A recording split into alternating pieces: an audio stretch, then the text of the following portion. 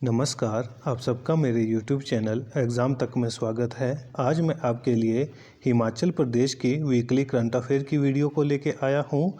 हिमाचल प्रदेश में हमारे पास जितने भी एग्ज़ाम होते हैं HAS, allied service, TGT, PGT, TET, patwari, police, जितने भी एग्ज़ाम हिमाचल प्रदेश में होते हैं और उसमें जो हिमाचल प्रदेश करंट अफेयर पूछा जाता है तो वो गिरिराज पत्रिका से पूछा जाता है।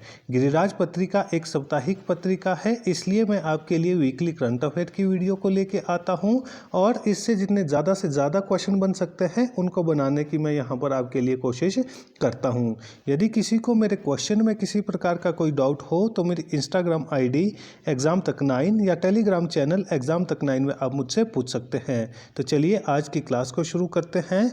हमारा पहला प्रश्न है, हिमाचल प्रदेश में BPL परिवारों के लिए वार्षिक आय कितनी निर्धारित की गई है। तो अभी आपको हाल ही में पता होगा कि हिमाचल प्रदेश सरकार के द्वारा जो BPL परिवार है, BPL, तो BPL का मतलब क्या होता है? Below poverty line. जो परिवार बिलो पॉवर्टी लाइन से नीचे आते हैं तो उनके लिए जो वार्षिक आय है वो कितनी निर्धारित की गई है। A 50,000 रुपये, B 1,00,000 रुपये, C 1,25,000 रुपये, D 1,50,000 रुपये। तो इसका सही आंसर होगा ऑप्शन D 1,50,000 रुपये यानी 1.5 लाख रुपये। जो हिमाचल प्रदेश है, हिमाचल प्रदेश में जो बिलो पॉवर्टी लाइन से नीचे के जो परिवार हैं उनके लिए वार्षिक आय कितनी निर्धारित की गई है, तो उनके लिए 1.5 लाख रुपये वार्षिक आय निर्धारित की गई है। BPL में कौन से परिवार होंगे जिनकी आय कितनी होनी चाहिए? 1.5 लाख रुपए से कम जिनकी आय होगी। और 1.5 लाख रुपए तक आय कैंसर पीड़ित और महिला मुखिया वाले परिवारों को BPL में शामिल किया जाएगा। किस किस को शामिल किया जाएगा? जिनकी आय 1.5 लाख रुपए से कम हो और जो कैंसर पीड़ित हो और महिला मुखिया वाले जो परिवार हो उनको किस में शामिल किया जाएगा? बिलो पॉवर्टी लाइन में उनको BPL में शामिल किया जाएगा। तो ये आपको क्लियर होना चाहिए, ये मोस्ट इम्पॉर्टेंट क्वेश्चन है। ये हमारे एग्जाम में पूछा जा सकता है कि जो हिमाचल प्रदेश है, हिमाचल प्रदेश में BPL परिवारों के लिए कितनी वार्षिक आय निर्धारित की गई है, तो उसका राइट आंसर हो जाएगा 1.5 लाख रुपये उनके लिए वार्षिक आय निर्धारित की गई है। और BPL का मतलब क्या होता है? BPL का मतलब होता है बिलो पॉवर्टी लाइन की जो 1.5 लाख रुपए के कम से जिनकी आय होगी तो वो किस में शामिल होंगे? तो वो BPL में शामिल होंगे। हमारा अगला क्वेश्चन है, HP शिवा परियोजना किसकी सहायता से हिमाचल प्रदेश में चलाई जा रही है? तो ये भी इम्पॉर्टेंट क्वेश्चन है, इसके बारे में मैंने आपको पहले भी बताया था और ये हमारे पास पहले के जो एग्ज़ाम हैं वहाँ पर भी पूछा गया था। तो सबसे पहले आपको पता होना चाहिए कि जो HP शिवा परियोजना है ये किससे संबंधित है, तो ये हमारे पास हॉर्टिकल्चर से संबंधित है। किससे संबंधित है? हॉर्टिकल्चर से संबंधित है। और जो HP शिवा परियोजना है ये किसकी सहायता से हिमाचल प्रदेश में चलाई जा रही है? A world bank, B IMF, C new development bank, D Asian development bank. तो इसका जो राइट आंसर होगा वो होगा option D Asian development bank. जो एशियन डेवलपमेंट बैंक है उसके साथ ही हिमाचल प्रदेश में HP शिवा परियोजना चलाई जा रही है। तो ये भी इम्पॉर्टेंट क्वेश्चन है। जो एशियन विकास बैंक है या एशियन डेवलपमेंट बैंक है यही हिमाचल प्रदेश में HP शिवा परियोजना को चला रहा है। तो HP शिवा जो परियोजना है ये क्वेश्चन एग्जाम में पूछा जाता है कि HP शिवा परियोजना का संबंध किससे है, तो इसका संबंध हमारे पास हॉर्टिकल्चर से है।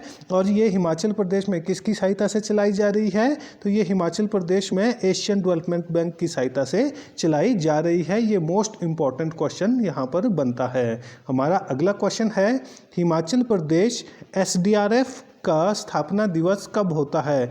जो हिमाचल प्रदेश है, हिमाचल प्रदेश में जो SDRF है, SDRF का मतलब क्या हुआ? स्टेट डिजास्टर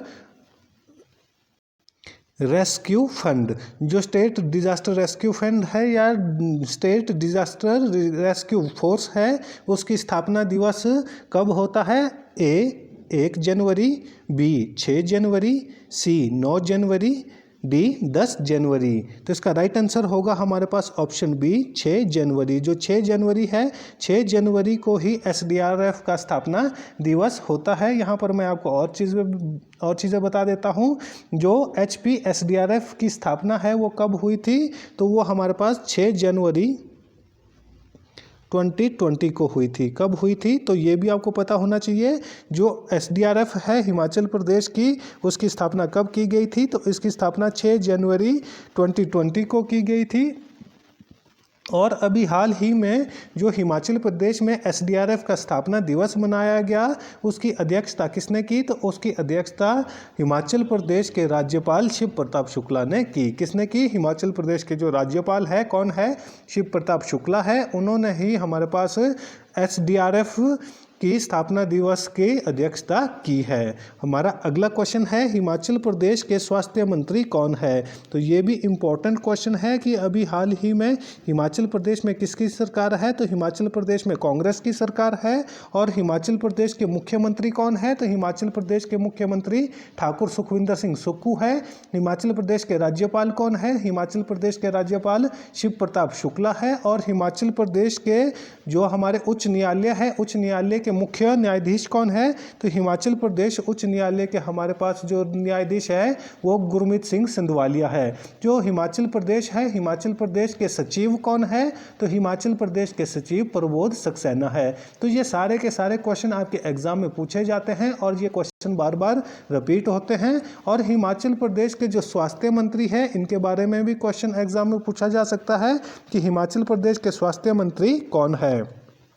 ए Rohit Thakur, B Jagat Singh Negi, C professor Chandra Kumar, D colonel Dhaniram Shandil. तो इसका राइट आंसर होगा option D colonel Dhaniram Shandil. जो कर्नल धनीराम शांडिल है ये कहाँ से आते हैं, तो ये सोलन से आते हैं और ये हिमाचल प्रदेश के स्वास्थ्य मंत्री है। तो हिमाचल प्रदेश के स्वास्थ्य मंत्री कौन है, तो हिमाचल प्रदेश के स्वास्थ्य मंत्री कर्नल धनीराम शांडिल है।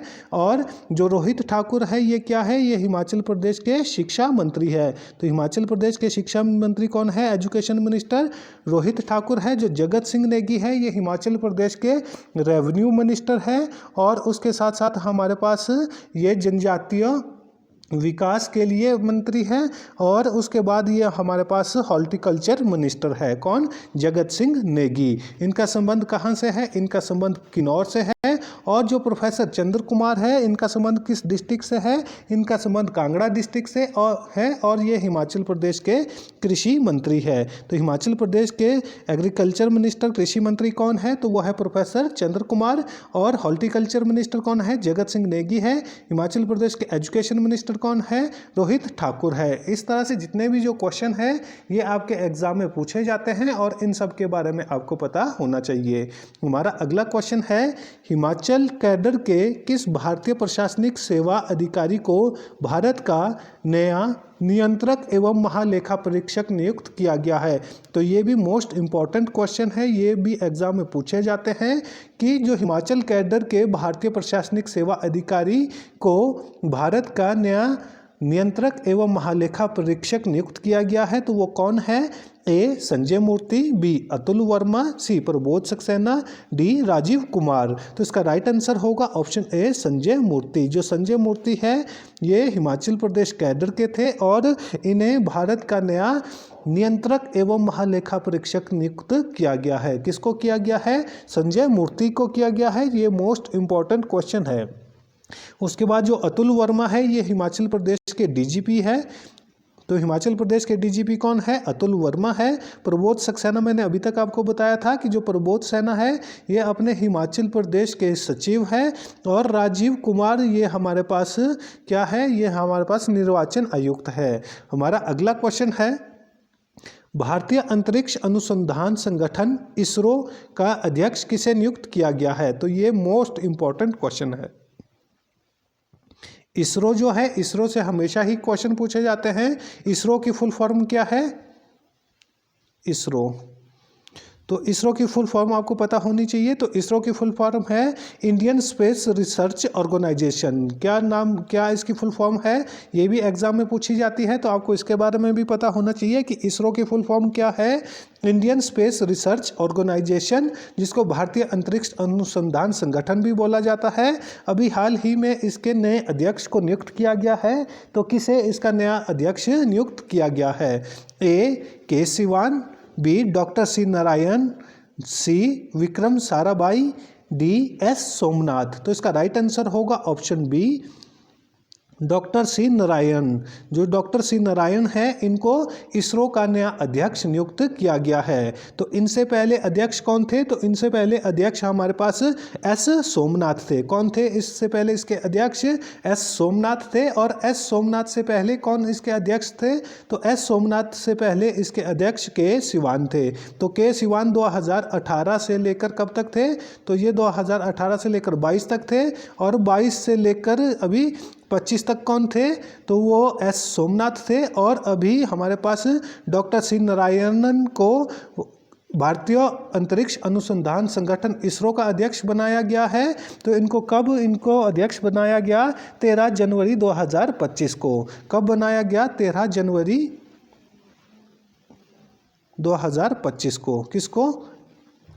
डॉक्टर सी नारायण को। और यहाँ पर आपको पता होना चाहिए, जो इसरो है, इसरो की स्थापना कब की गई थी? तो इसरो की स्थापना 1969।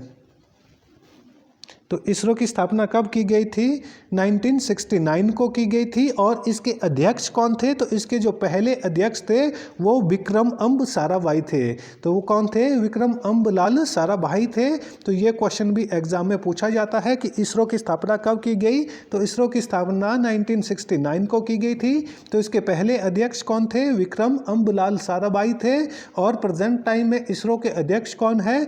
तो वो डॉक्टर सी नारायण हैं। हमारा अगला क्वेश्चन है, हाल ही में आयोजित बॉर्डर एरिया यूथ एक्सचेंज कार्यक्रम की अध्यक्षता किसने की?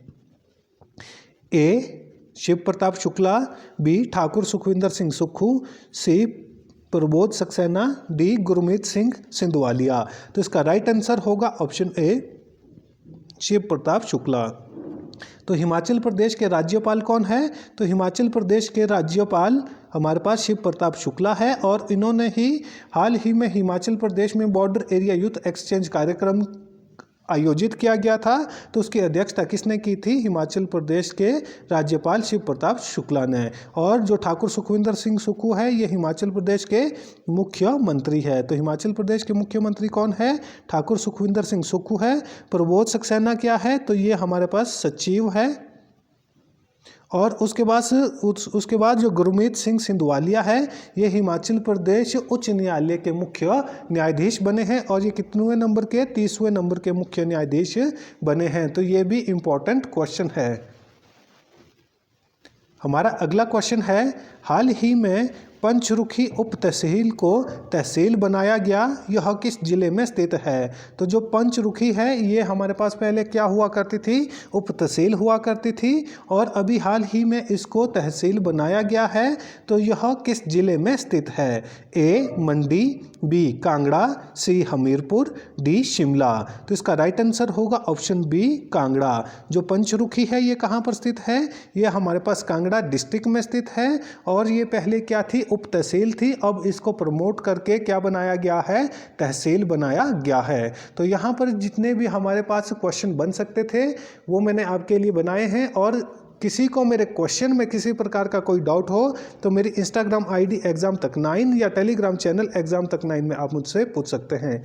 यदि आपको वीडियो अच्छी लगी हो तो वीडियो को लाइक करें, कमेंट करें और ज़्यादा से ज़्यादा अपने दोस्तों के साथ वीडियो को शेयर करें। और हमारे यूट्यूब चैनल एग्जाम तक को सब्सक्राइब करना ना भूलें। धन्यवाद।